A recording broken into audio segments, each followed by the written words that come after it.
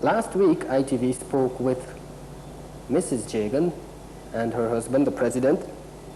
We wanted to find out what life was like living in a house of politicians. Please do remember that this interview was recorded last week before Dr. Cheddi Jagan became president. Let's take a look. Welcome to this special edition of Focus. We're in the home of Dr. Cheddi Jagan and Mrs. Janet Jagan. We are going to talk to them not for very long. Dr. Jagan has had a busy day. And a little bit about their life and lifestyles. We're going to go a little bit behind the politics to look at the people. Dr. Jagan, I understand that you've been married now for 48 years. And 49. 49, and you'll soon be 50 years Next year. of marriage next year. You have a boy and a girl, and 5 grands out of that. Now, when I was born, I heard about the Jagans in politics. Now that I'm older, I'm still hearing about the Jagans in politics. What was it like in the early years as 2 young married people in this harsh political arena? Well, it was pretty tough because conditions were very bad here. We came here during the war years in 1943, and particularly for Janet. And Mrs. Jagan, what was it like coming to a new country as a newly married woman? Interesting. Life was interesting. Any regrets about coming to a strange country, strange cultures, strange people? No. No. You fitted well into our society. I didn't really have any grave problems, I don't think. How did your children take your early years? I understand there were times when you were arrested, thrown in prison. Those were very chaotic days. How did the children grow up in that environment? Well, particularly my son, when the British troops came here, they came to my home one day and began digging up the place with guns all over. And, he was just little then. So this must have terrified him a little. But over the years, he has got to live and learn to live with all of that. And what does it feel like? What is the emotion, especially yourself, Mrs. J, to be in the struggle for 28 years, and it was a struggle against tremendous odds, and now there seem to be this overwhelming feeling that you're going to be the First Lady of Guyana come October the 5th? Well, I think it's just part of everything that we've been involved in. I don't see anything strange about it.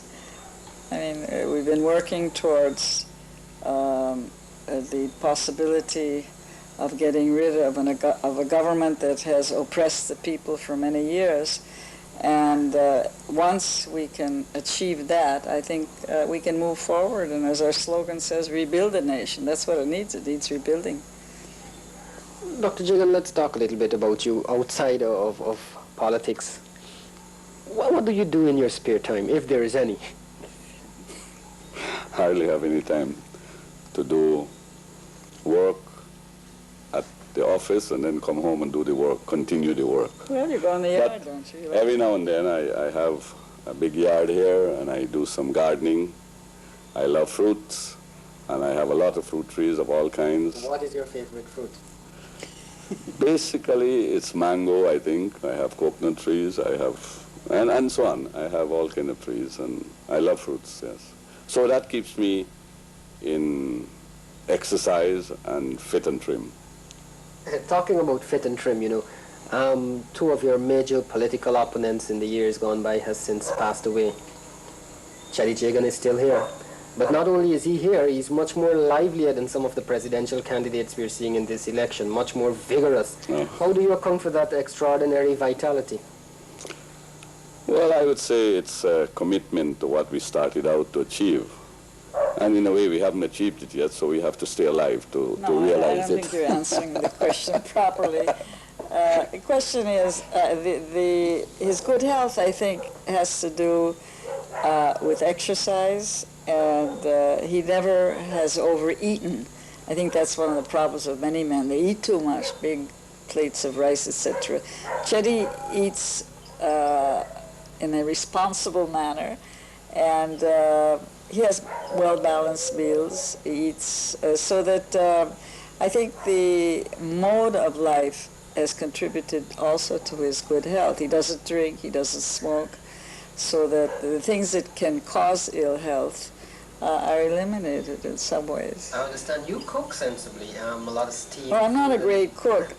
We have a theory that maybe he's kept trim because he doesn't eat too much, because maybe the food isn't good enough.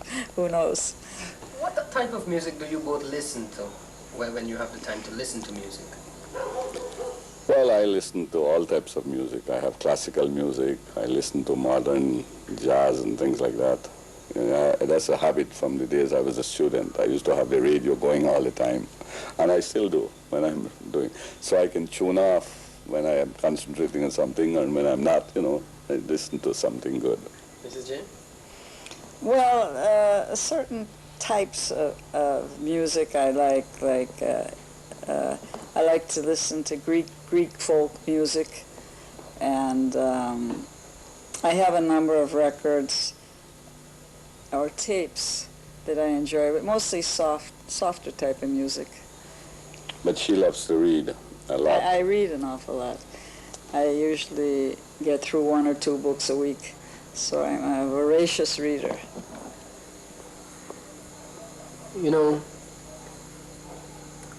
As I told you, since I knew myself, I know about the Jagans in politics. Many of the things I read and heard from certain sections of the press wasn't exactly complimentary. I've since learned that many of those things that I've read and heard wasn't exactly true. How does it feel to go through a life with people sometimes telling blatant lies and sometimes half-truths about your character and what you stand for? What kind of emotions do you experience? Well, at first, when we started out with all the vicious attacks against us and, lies, basically, and half-truths, I used to get very excited. And I remember when I first got into Parliament in 1947, and I used to get up and speak with a lot of fervor and because of my, feelings, strong feelings of what I was advocating. 2 gentlemen especially. One was Mr. McDavid, who was Financial Secretary and Treasurer, and Mr. Seaford, who was head of the Bookers. They used to get up and interrupt me and get me flustered and so on, and angry too. And then there was the clerk of the council, Mr. Crumming, so he gave me a good bit of advice, and that is, stop, sit down, remember where you left off when they get up, and as soon as they sit down, start again. But don't get flustered and excited. You adopt the same thing with some of these reports? Well, so we have learned to live with all of this, and to take it in our stride. Should I take it you also have a very lively manner at public meetings and so on? You can really hold a crowd. And some people put that also to your manner of speaking. How come, what is the trick? What is the magic in holding this crowd down? Maybe because when we started, there was no loudspeakers. We had to speak loud and strong and to convince, to reach out to people, crowds, and to get a message across. But what was more significant is we started out a new type of politics in that we took, as I said, the parliament to the people. And that was one way we got over the propaganda in the media, which was always hostile to us. We constantly went to the people and explained to them, talked to them, and even elaborate things, made it simple so that they could understand. Recently I've seen photographs and seen videos of the turnouts at your rallies. Let's talk not recently, let's talk 70s, late 70s. Did you ever consider, I wonder what the Guyanese people think about me, Cheddi Jagan, the man? I think most people, one of the things they want is recognition, in a sense, that people appreciate what you're doing. And maybe that's what keeps us going too, that you do things in the interest of your country and the interest of the people, and you get a feedback, so to speak, a response from the people. And that keeps you going, keeps you alive. What would you tell a young person like me who's just started out about the future of this country? Well, I would say pitch in, join in and pitch in. That there's great hope for this country, and we think a big future ahead of us. You know, being in the journalism field for a number of years now, we've heard some interesting things being said about Cheddi Jagan.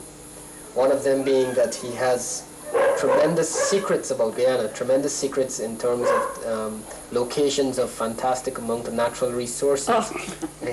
Is there any truth to this? I'm afraid not. True, we brought in, when we were in the government, UN teams to do all kinds of surveys, soil survey, geophysical and magnetometer survey, planes flying over the country to see what is down at the bottom there. We did hydro surveys, we did a forest inventory, we initiated a Caribbean fisheries survey. But all of these things are in the government files and others, so there's no mystery about it. We don't have the secrets of diamond and gold mines, etc. It's a lot of fantasy. With the emergence of the PPP Civic, there is an overwhelming enthusiasm for your party sweeping this country, a remarkable enthusiasm.